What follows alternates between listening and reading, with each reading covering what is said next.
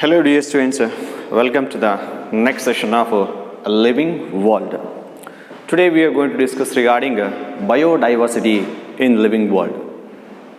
So in order to understand what is biodiversity, okay, so let us explain how different type of organisms we see around us.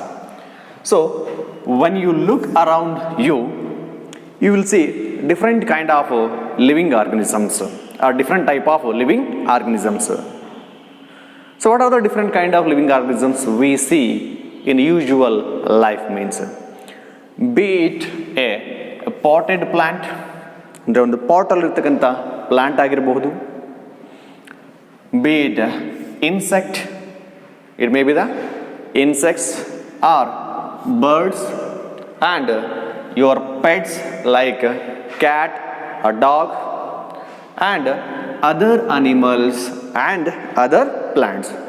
These are the most commonly seen living organisms around us. ನಾವು ಯಾವಾಗ ನಮ್ಮ ಸುತ್ತಮುತ್ತ ನೋಡಿದಾಗ ಏನೆಲ್ಲ ಪ್ರಾಣಿಗಳು ಪಕ್ಷಿಗಳು ಅಥವಾ plants ನಾವು ನೋಡಬಹುದು, right?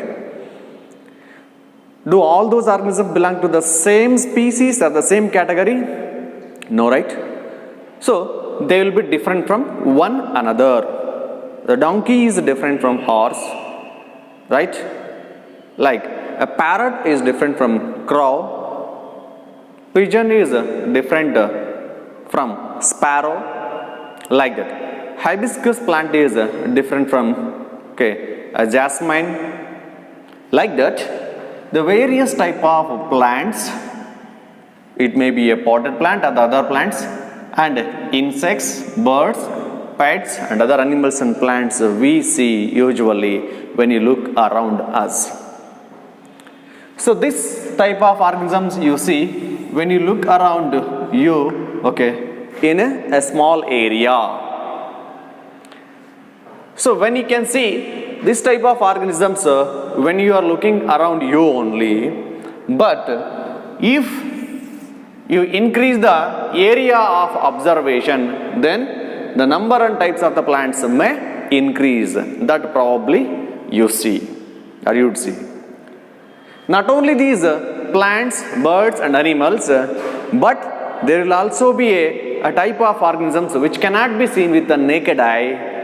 Nothing but microbes will also be present. They are also living organisms only. Means there are also the other organisms that you cannot see with naked eye called as microbes. They will also be present around you along with these plants and birds and other animals. So these are the living organisms present around us. So when you increase the area of observation, so when you are looking around you, you may see these many number and types of the organisms.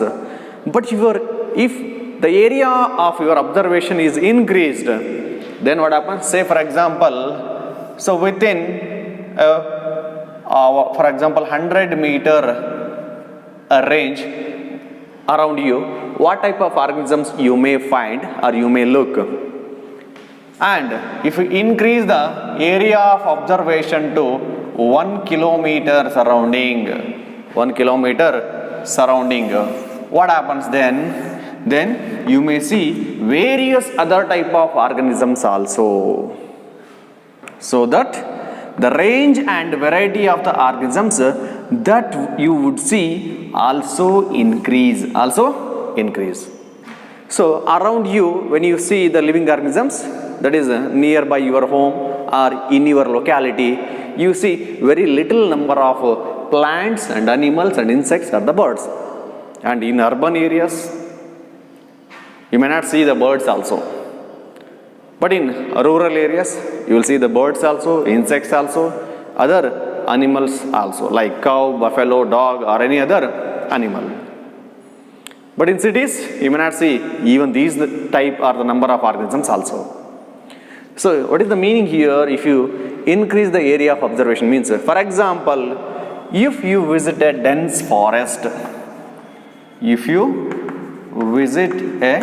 a dense forest, when you visit a forest, you may just imagine what kind of plants will be present there.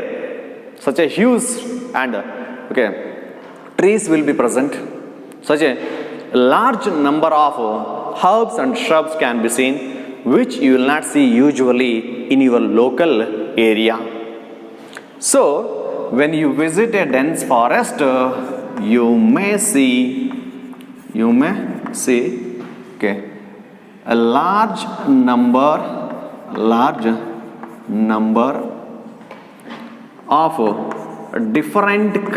of different kinds of plants and animals. What this a large number of different kinds of plants and animals represent, or what it refers to? So here, each different kind of plant or animal represent different species of the plants or the animals. So, such different kind of plants and animals represent different species of plants or the animals. Means, such a range and number of plants or the animals or the other living organisms present in any area that represent biodiversity of that area. So, as we have taken an example of dense forest here, when you visit a dense forest, you will see a great number of different kinds of plants and animals and other organisms. What this different kinds represent here means the types of organisms you will see in that forest. So each type represent species. Such each type of organism represent a species. So what do you mean by species? Let us understand it now. Species is nothing but group of individuals which are having a fundamentally similar characters. For example, I am the human being, you are also human being, okay, so your neighbors are also human being. We all are sharing some common similarities. So we belong to one species called as sapiens. The scientific name of human being is Homo sapiens. Here sapiens is the species of human beings. Like that, there are various types of other organisms are also there. Each type represent its own or their own species. Then, till now, so many different type of organisms have been observed, right? Then, how many type of living organisms are discovered and identified so far? ಇದುವರೆಗೂ ಎಷ್ಟು ರೀತಿಯಾಗಿರ್ತಕ್ಕಂಥ organisms ಅನ್ನು Discover ಮಾಡಿರ್ಬೋದು ಹಾಗಾದರೆ? Okay, let us see that number. Before that, make A note of these points now.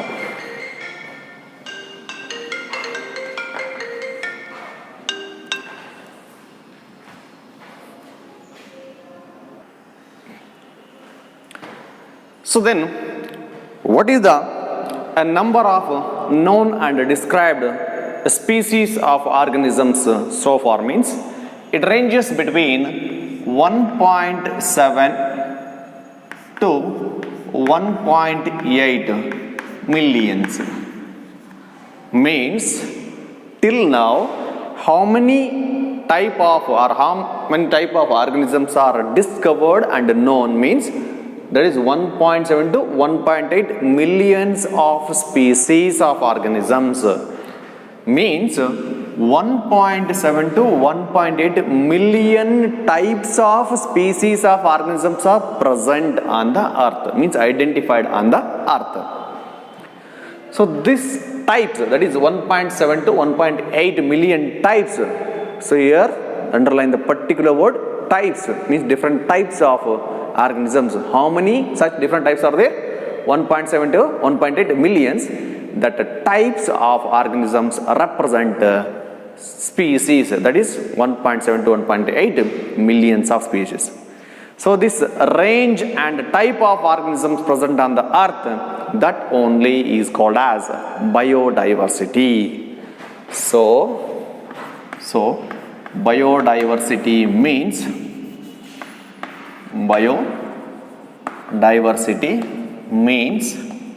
so what is the meaning of biodiversity here? Means a range and types of living organisms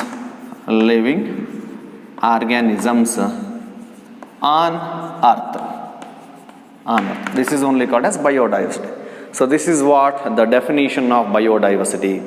Even in the name itself we can also get the meaning. Bio means living, diversity means different types, means different type of living organisms which are present on the earth represent biodiversity of the earth.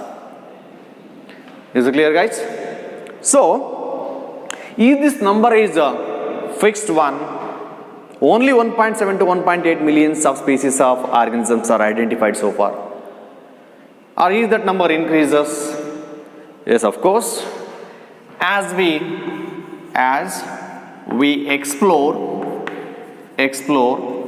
or discover new areas and old areas and new types or new species of organisms will be added to this list. Means if a new species of organism is identified, means then number of known and described species of organisms will increase. So this is how the known number and then the described number of species of organisms will increase as we go on exploring the new areas or even the old areas also. Is it clear, guys? Okay. So these many millions of types of organisms are present over the earth. How many number of organisms are known for you? Is it possible to identify or get the names of all these millions of species of organisms? Okay, if I ask you to list down the number of plants or the animals known for you, you may write at least 100 number of different type of animals or at least 10 to 15 plants names, right? That too in your local language only, right? See, we recognize or we know the different type of plants and animals in our local names. So we recognize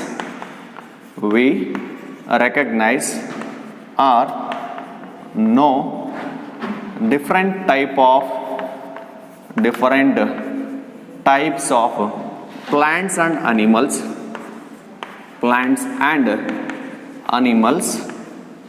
by local names. And these local names vary from one place to another and even from one part to the other part of the country, so that creates a confusion.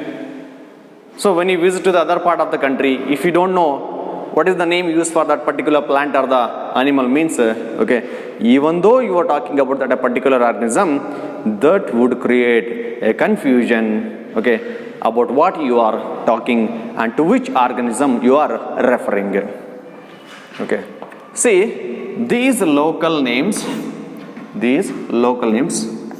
but these local names, they vary from one place to another,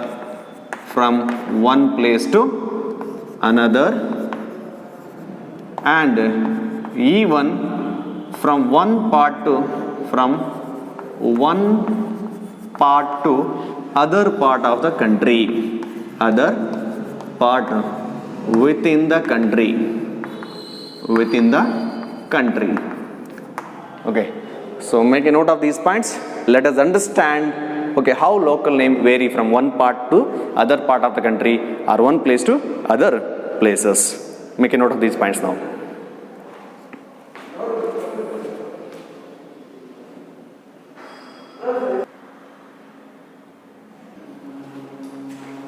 See, such 1.7 to 1.8 millions of species of organisms are present, right? But we know these organisms with local names, right?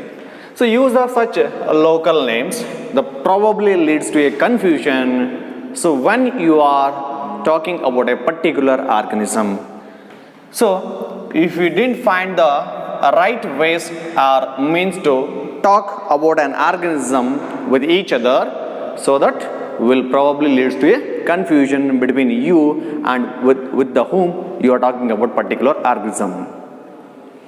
So only there is a need to standardize the naming of living organism such that the particular organism would be recognized or known by the same name all over the world. Means we should give or we should standardize a system or the process of naming the living organisms in such a way that the same name or the particular organism would be identified by the same name all over the world. Such a process of naming the living organisms with scientific names is called as nomenclature. That is only called as nomenclature. So let us understand these two phrases with the help of the example. Say for example, let us take one organism, that is dog. So what do you call a dog in your local language?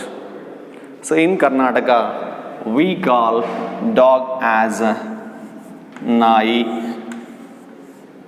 right? Dog and now nai anta karite Karnatadalli. If you go to the nearby state Andhra, what they call dog as? The same dog will be called as kukka in Andhra. In Telugu, so dog will be called as kukka. In Hindi, it will be called as kutta. Like that, so within the same country, that is India, if you go to the other states, means what happens? Name of the organism changes from one part to the other part of the country or one place to the other place. See, this is what the image of that organism about which we are talking about now, right? So, same organism is called by or identified by different names. So that if you don't know which name is given for that organism locally, means so while describing about that organism, okay, that would lead to a confusion, right? So only if the particular name is given for that organism, by that name only it is identified all over the world, means it will be easier in order to carry out the conversation about a particular organism, so that there will not be any confusion so regarding the conversation of that particular organism. So what happens here? Such nomenclature or giving scientific name for the organism is possible only when the organism is correctly described and we know what organism, to which organism or to what organism the name is attached to, and such process is called as identification. This one is called as identification. When, for example, as you have seen the diagram, so once again I'll say it, right? So this is what the diagram of the dog, right? So the image of the dog. By seeing its external characters only, one can say that it is a dog only, right? So we should know, okay, to which organism that particular name is attached to by describing its character. When the characters of that particular organism is described, then only we will come to know, okay, what organism that is and what is the name attached to it. Such a process is called as identification. Means describing the features or characteristic feature of an organism in order to derive its scientific name, that is called as identification. And the process of naming a particular organism by scientific names based on the described characters is called nomenclature. Okay, so now this dog is called as Canis familiaris. Okay, the scientific name of the dog is Canis familiaris. Familiaris. This is what the scientific name of the dog. So, if we use this name Canis familiaris means all over the world, okay, any human being, if they are knowing the scientific names means they will recognize it as dog only, or you are talking about dog only. So that no confusion will be, means it will not lead to any confusion while describing or while having conversation about particular organism. Okay, so in today's class we have learned regarding what is biodiversity, okay, what is the range of organisms are identified so far, and what is nomenclature, why we need to name the organisms with scientific names, and what is identification. So regarding this, some more information we'll get in next class. Okay, hope you have understood today's topic. Make a note of these points. Thank you guys.